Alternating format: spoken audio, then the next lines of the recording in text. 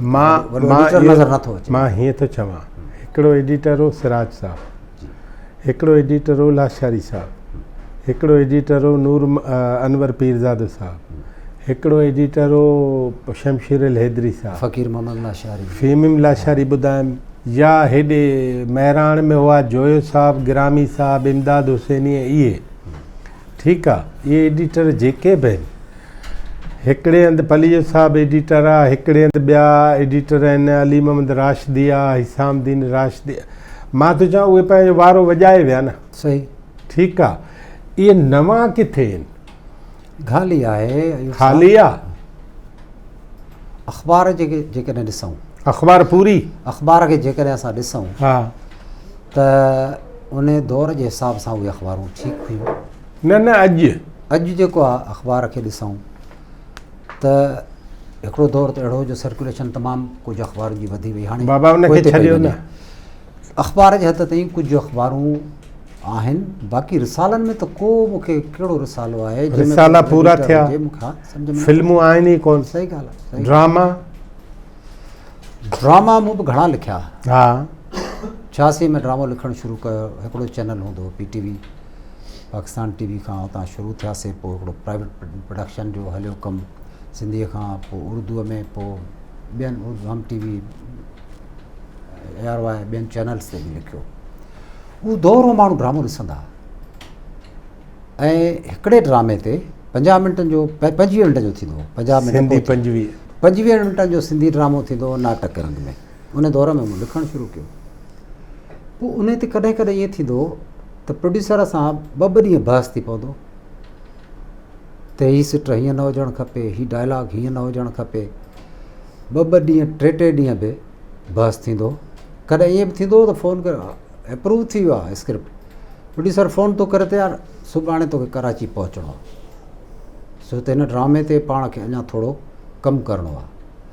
पोइ जेके बि प्रोड्यूसर जिन सां बि मूं कमु कयो, मोहम्मद समीद साहब हो, बेदल मसरूर हो, समी मुंहिंजा ड्रामा कया, त फेसबुक हो, त उन्हनि सां ड्रिघा बहस थींदा ऐं जेका जाइज़ ॻाल्हि हूंदी त प्रोड्यूसर बि तस्लीम कंदो ऐं राइटर भले हो सही बि न हुजनि पर बहस थींदो बहस थींदो, भले हो सही न बि हुजनि। हा, जे सही बि हुजनि त माना हो इहा महिनत त कंदा न, माण्हू खे घुराईंदा कंदा। मां इहो ई थो ॿुधायां त लाड़काणे मां स्टीडजी जे सुभाणे पहुचणो आहे तोखे। मुंहिंजो हाणे छो कोन्हे ऐं तव्हां वटि हाणे गैजेट्स, तव्हां वटि लाइव, तव्हांजी बेस्ट ब्रॉडकास्टिंग उहा बि लाइव थी सघे, तव्हां वटि ट्रपड़ वॾा, तव्हां जूं शयूं, तव्हां जूं कैमराऊं, तव्हांजा सभु जेके बि लाइटिंग जा सिस्टम उहे सभु ख़ुदकार थी विया आहिनि। तव्हां दुनिया सां हिकिड़े मिंट में ॻंढिजी था वञो, यूट्यूब ऐं फेसबुक ऐं उन ते। ठीकु आहे। मां थो चवां त जीअं सहूलियतूं वधियूं आहिनि तीअं असांजो खानो ख़राबु थियो आहे। उनजो सबबु तव्हां ॾिसो त अॻे 25 मिंटनि जे प्ले ते 2 ॾींहं बहस था कयूं। बेदल मसरूर जे घर में 2 ॾींहं 2 रातियूं मां रहियोसि ऐं सॼी राति जाॻंदा हुआसीं ऐं पछाड़ी जेको आहे एॾो हिक ॿिए सां तेज़ ॻाल्हाइणो, मां चयो हीअं न थींदो, हीअं न थींदो। पोइ भाॼाई बीना जेको आहे निंड मां उथी पवंदी त पाण में अटकिया वेठा आहिनि, वरी चांहि जो कप ॿिन्ही लाइ ठाहे अॻियां रखी वेंदी, वरी पोइ ॻाल्हाइणु शुरू कंदा हुआसीं। हाणे इहो जेको हुयो, इन में हिकिड़ी शइ निखरंदी हुई, ठहंदी हुई। उन खां पोइ छा थियो आहे, तव्हां स्क्रिप्ट ॾियो त उहो ईअं पियो बिना पढ़ण जे रिकॉर्डिंग पई थिए, रिहर्सल न पई थिए।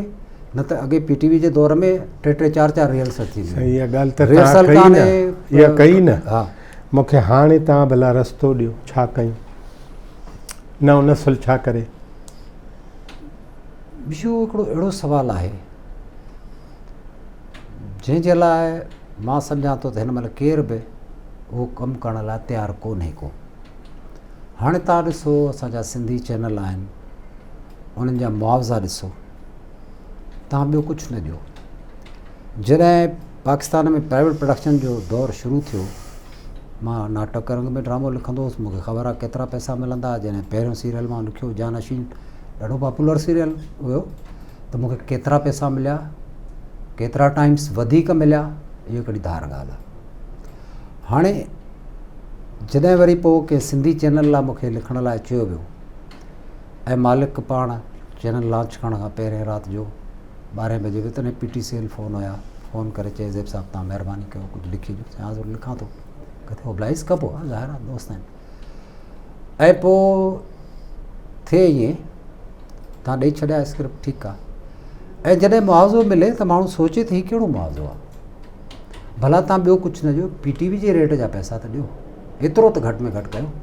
पर इहो तसवुरु सिंधी मीडिया में पहिरें ॾींहं खां वठी न रहियो, पहिरें ॾींहं खां वठी त ओतिरो घटि में घटि मुआवज़ो ॾियो। उर्दू में घणो पियो मिलियो। हिकिड़ी ॻाल्हि त हीअ आहे त नओं नस्ल हिकिड़ो त पंहिंजी महिनत वधाए, बिल्कुलु उन महिनत वधाइण लाइ तालीम वधाए, बिल्कुलु तालीम वधण जे लाइ असांजो तालीमी सिस्टम बहितर थिए, बिल्कुलु उहो थियणु खपे, उहो ख़राबु थी वियो आहे। ठीकु आहे, तालीमी सिस्टम बहितर थिए, नौजवान शाइर ऐं अदीब ऐं कहाणीकार ऐं ड्रामा नवीस उहे सभु जो सभु महिनत कनि, पढ़नि बि महिनत बि कनि ऐं बहस ऐं दलील वधाइनि। हा ठीकु, ज़रूरी आहे। ऐं इदारा वरी मुआवज़ो बि ॾियनि, लेखक खे बि प्रॉपर मुआवज़ो ॾियनि ऐं अदाकारनि खे बि प्रॉपर, अदाकारनि ऐं अदाकाराउनि, फ़नकार टेक्नीशियन जेके बि आहिनि, ॻाइणनि खे बि, ठीकु आहे, बिल्कुलु उनखे मुआवज़ो प्रॉपर ॾियनि। पोइ हिकिड़ी सूरत तव्हां सम्झो था त शायदि बहितर थिए। पर सवाल वरी बि हिकिड़ो आहे, उहो हीअ आहे त मां थो चवां त जोयो साहब, मिसाल जोए साहब जेके बि फ़िक्री किताब तर्जुमो कया, अॼु असांजो नौजवान उन्हनि फ़िक्री किताबनि खे तर्जुमो करण जो नथो सोचे न। हिन जो मतिलबु आहे त तालीमी तौर ते असां वटि हिकिड़ो जुमूद आहे, उन में पिया आहियूं, ठीकु आहे। पर ज़ेब सिंधी समेत समूरनि सीनियर लेखकनि खे रस्तो त ॿुधाइणो पवंदो, कजे छा। हिकिड़ो त तालीम बहितर कजे, ॿियो महिनत कजे, बहस कजे, दलील ॾिजनि। ज़ेब साहब हाणे ईअं आहे त न कराची शहर में मां नंढे खां रहियो आहियां, अकेलो 10-12 सालनि जी उमिरि में अकेलो जेकब लाइन खां निकिरंदो हो, घुमंदो हो, क्या माड़ी ताईं हले वेंदो हुअसि। इहे सभु रस्ता मुंहिंजा ॾिठा। हाणे जॾहिं पोइ घणा फ्लाईओवर्स ठहणु लॻा, पोइ जेकॾहिं थोरो बि स्लिप थी वञो त तव्हां 15-20 किलोमीटर तव्हांखे अॻिते वञिणो पोइ हाणे माना सिंधी नौजवाननि जे लाइ फ्लाईओवर मां ॻाल्हि थी ॿुधायां। हाणे जॾहिं फ्लाईओवर्स ठहिया न त पोइ मूंखे थोरो परेशानी थींदी त हाणे रस्तो त ई आहे, पर हाणे फिरणो पए थो हेॾा, ऐं जेकॾहिं पोइ उन कट खां मां न निकितुसि त ख़बर पई 2-3 किलोमीटर वियो, 2-3 किलोमीटर छा मां कलाक लॻी वेंदा त वापसि कंहिंमहिल कीअं पहुचबो, किथे पहुचबो। सो जॾहिं माण्हू, इहो त हिकिड़ो नंढो मिसाल ॾिनो। पोइ कॾहिं छा कंदोसि, तॾहिं नेविगेशन कोन हो, नंढी गाॾी हूंदी हुई मुंहिंजी, नेविगेशन कोन हो, या अञा शुरू थियो अलाए न, त मां कंहिं रस्ते वारे खां, कंहिं टैक्सी वारे खां पुछी वठंदुसि, अदा रस्तो ॿुधाए मूंखे, रस्तो ॿुधाए छॾींदो। किथे तव्हां बि जंग भर मां वेंदे कंहिं रस्तो पुछंदा, ॿुधाए वठंदो, कंहिं रस्तो पुछे त सही। हा, सवाल ई आहे। हाणे हिकिड़े वरी ॿिया मामला अहिड़ा आहिनि जो के कम अहिड़ा आहिनि जेके ईअं 5-10 मिंटनि में नथा सम्झाए सघनि। हिकिड़े नौजवान मूंखे टेक्स्ट मैसेज कयो त मूंखे ड्रामो लिखणु सेखारियो। हाणे साईं ॿुधायो, इन ते टेक्स्ट मैसेज ते ड्रामो लिखणु नथो सेखारे सघिजे। हिकिड़ो नौजवान मूं वटि कॉलेज में आयो, हिकिड़े ड्रामा राइटर जो भाउ, उन ड्रामा राइटर जा काफ़ी ड्रामा नशर थी चुका। मूं वटि आयो, मुंहिंजो दोस्त गुलकुंदर बि गॾु हो मूंसां साॻे कॉलेज में, मुंहिंजा नौजवान लाइ चांहि घुराई, कचहरी कई। त हाणे हू मूंखे चवे थो, साईं मां आयो आहियां त मूंखे ड्रामो लिखणु सेखारियो। मूं चयो यार ॻाल्हि ॿुध, ड्रामो लिखणु सिखणु हिकिड़े ॾींहं जी ॻाल्हि कान्हे जो मां हिते वेही सेखारे छॾियां। ऐं असां मुमताज़ मिर्ज़ा जो किताबु पढ़ियो, आख़िरी राति उन में को टेक्निकल मवाद हुयो, थोरो उहो पढ़ियोसीं। पोइ दोस्तनि खां पुछियोसीं, धिका खाधासीं, तुंहिंजे घर में भाउ वेठो आहे, तूं उन खां गाइडलाइन वठि। तूं चवंदो हो टाइम कोन वटि, टाइम कोन थो ॾेई सघे मूंखे। सो मूं चयो भला ॿिए दफ़े अचु, ऐं तोखे पंहिंजे के स्क्रिप्ट पियो हूंदो त उनजी फ़ोटो कापी मां कराए ॾींदुसि, तूं उहो पढ़ वञि, ऐं मुमताज़ मिर्ज़ा जो किताब बि हथु कर, पोइ हू पढ़ बि, ऐं पोइ सम्झ में जेका शइ न अचे टेक्निकल ॻाल्हि त मां ॿुधाईंदुसि, अचिजांइ बंदि कजांइ मूं वटि भला। को महीनो हिकिड़ो गुज़रियो त मूं हिकिड़े सिंधी चैनल ते ॾिठो को सिंधी ड्रामो हलियो पिए, उन में ॾिठुमि त उन नौजवान जो नालो स्क्रिप्ट एडिटर जी हैसियत सां लिखियलु हो। हाणे जॾहिं सूरत हाल इहा हुजे त हाणे ज़ाहिर आहे त उहो थोड़नि पैसनि में कमु करण लाइ माण्हू तयारु थी वेंदो, उनखे स्क्रिप्ट एडिटर बि थी वियो। हाणे जॾहिं इहा सूरत हाल हूंदी त पोइ त कमु ईअं ई हलंदो। ईअं बि थियो आहे त ड्रामा जो स्क्रिप्ट जेको आहे कोन्हे को, हिकिड़े राइटर 5 किस्तूं लिखी ॾेई छॾियूं, हाणे 6 जी रिकॉर्डिंग करणी आहे, स्क्रिप्ट कोन्हे, ऐं पोइ अदाकारनि खे सेट ते बीहारे डायरेक्टर चए थो तूं हीअं चओ, उहो उन चयो हाणे तूं हीअं चओ, को ॿियो सलाह थो ॾे साईं भला मां हीअं चवां। हाणे ईअं ड्रामो रिकॉर्ड थियो, एपिसोड रिकॉर्ड थियो, असां वटि इहो ज़ुल्म थियो आहे। हाणे ॻाल्हि इहा आहे त कुझु कम ईअं आहिनि त उन लाइ थोरो ट्रेनिंग जी ज़रूरत पवंदी आहे। उहे अदारा उन्हनि खे ट्रेंड करे सघनि था, सेशन्स रखी सघनि था। हिकिड़ो मूंखे यादि अचे थो पियो, मूंखे उन तनज़ीम जो नालो कोन्हे यादि, पर उन में ख़ालिद आज़ाद जेको असांजो राइटर आहे, सिंधी लैंग्वेज अथॉरिटी में शायदि जॉब थो करे, 12 साल पहिरें जी ॻाल्हि आहे। उन्हनि जो को तनज़ीम हुई, का नौजवाननि खे ट्रेनिंग ॾींदा, सेखारींदा, त उन्हनि हिकिड़ो लेक्चर रखियो हो मुंहिंजो, टेलीविज़न हाउ टू राइट टीवी ड्रामा, ऐं लाॻीतो मां 5 कलाक स्टेज ते बीही, 25-30 नौजवान, 5 कलाक मूंखे चङी तरह यादि आहे त मूं उन्हनि खे सम्झायो टेक्निकल वर्ड्स, उहे टेक्निकल शयूं, ऐं ड्रामो कीअं शुरू कजे, कीअं ख़तमु कजे, हुनजी इब्तिदा कीअं कजे, विच में कहिड़ियूं शयूं आणजनि। हाणे उहो ॾिसो हिकिड़ो नंढड़ी तनज़ीम हुई, पर हुननि हिकिड़ो अरेंज कयो त टाइम लिमिट कान्हे का, तव्हां ॿारनि खे सेखारियो, सम्झायो। अञा मूं उन्हनि खे चयो त जेकॾहिं तव्हां हिकिड़ो मल्टीमीडिया त तॾहिं शायदि कोन आहे, मूं चयो हिकिड़ो टेलीविज़न सेट ऐं हिकिड़ी VCR रखो, त मां उहे शॉट्स जेके आहिनि उहे मां उन्हनि खे प्ले करे सम्झायां, पर उहो नौजवान वीचारा उहो बंदोबस्तु न करे सघे। नतीजे में मूंखे ज़बानी उन्हनि खे सम्झाइणो पियो। त असांजे अदारनि खे इहो कमु करणु खपे। हाणे ॾिसो हिते ॻाल्हि थींदी आहे भई सिंधी अख़बारुनि में ॿोलीअ जूं ग़लतियूं आहिनि, त उन्हनि खे दुरुस्त कयो। पोइ कुझु अदारनि जे तरफ़ां, शायदि सिंधी लैंग्वेज अथॉरिटी जे तरफ़ां इन क़िस्म जा कुझु प्रोग्राम कया बि विया आहिनि। हाणे न माज़ी में थिया हूंदा, त उन्हनि खे कुझु कम इहे अदारनि खे करणु खपनि। असां वटि अदारा आहिनि। हाणे उन्हनि में ट्रेनिंग सेशन्स जेकॾहिं रखिया वञनि त यकीनन उन जो फ़ाइदो नौजवान खे पवंदो। नौजवान ईअं न आहे, हबीब साहिब जी इब्तिदा में चयो त मां मायूस न आहियां, सिंधी अदब जे खां मायूस न आहियां मां, ऐं कतई मायूस न। कॾहिं कॾहिं नौजवान जी ॾाढी सुठी तहरीक नज़र ईंदी आहे। इवन अॻे तनक़ीद ते कुझु कोन हूंदो, उहा तनक़ीद कान्हे। हाणे तनक़ीद ते बि अकबर लगारी साहिबु पंहिंजी जाइ ते, ऐं ॿियो असांजो ख़लीक बुखियो आहे, डॉक्टर मुबारक लाशारी आहे, ही त सीनियर आहिनि। पर कॾहिं कॾहिं कंहिं नौजवान जो तनक़ीदी आर्टिकल पढ़ां थो त मां सोच में पइजी वञा थो त हिन नौजवान खे स्टडी आहे, हिन नौजवान खे लिखणु अचे थो, थोरो छड़ो हुनखे तरबियत मिले त हीउ वॾो नक़ाद थी सघे थो। त ईअं असां वटि ॿिज मौजूदु आहे, वॾनि कहाणीकारनि जो बि, वॾनि नॉवलिस्टनि जो बि, वॾनि नक़ादनि जो बि, वॾनि शाइरनि जो बि, ऐं आहिनि बि सुठा कुझु। ईअं न आहे त को सभु कुझु सभु हर शइ खे रद्द नथो करे, सुठो लिखनि पिया, ऐं केतिरो टैलेंट मौजूदु आहे, पर हुन टैलेंट खे पॉलिश करण जी ज़रूरत आहे। हाणे ज़ाहिर आहे मूं वटि को अहिड़ो स्पेस त आहे कोन त मां 50 नौजवाननि खे इनवाइट कयां, अचो मां तव्हांखे फलाणी शइ सेखारियां। जेकॾहिं को अदारो मूंखे इनवाइट करे, बाबा हाणे हिकिड़ो TV ड्रामे ते तव्हां हिकिड़ो लेक्चर ॾियो, सेखारियो ॿारनि खे, नौजवाननि खे विहारियो, मल्टीमीडिया लॻाइजो, ऐं ॾियां थो वञे, ईअं ई करे सघिजे थो।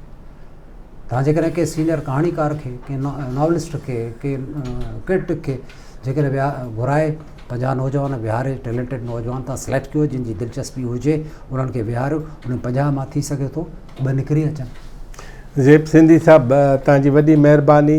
आउं चाहियां थो त हिकिड़ी कहाणी तव्हांजी फ्लैश कहाणियुनि में क़ैदी शहर, उहो क़ैदी शहर जेको आहे उन मां परतो त ईअं थो मिले ॼण जनरल ज़ियाउल हक़ जो ज़मानो आहे, पर मूंखे तव्हां जूं ॻाल्हियूं ॿुधी ईअं पियो लॻो ॼण त असांजे दानेश्वर अखियूं कन नक सभु बंदि करे छॾिया आहिनि। उहे जीअं तव्हां चयो त तव्हां मायूस न आहियो, उमेद परस्त आहियो, त मुंहिंजो ख़्यालु आहे त जीअं तव्हां चयो त कई सुठा नक़ाद बि आहिनि, सुठा कहाणीकार बि आहिनि, उन्हनि खे थोरो अॻिते अचिणो पवंदो, वधीक महिनत करणी पवंदी, माण्हुनि खे ॿुधाइणो पवंदो, जिनखे सिखणो आहे उहो रड़ त कनि ऐं इदारनि जो कमु आहे त वरी सिख्या जा इदारा जेके आहिनि उहे पंहिंजो कमु कनि, रुगो पघारुनि जे लाइ न वेठा हुजनि। ऐं चाहींदुमि त वेंदे वेंदे तव्हां पंहिंजी क़ैदी कहाणी जेकॾहिं क़ैदी शहर उहा जे ॿुधाए सघो।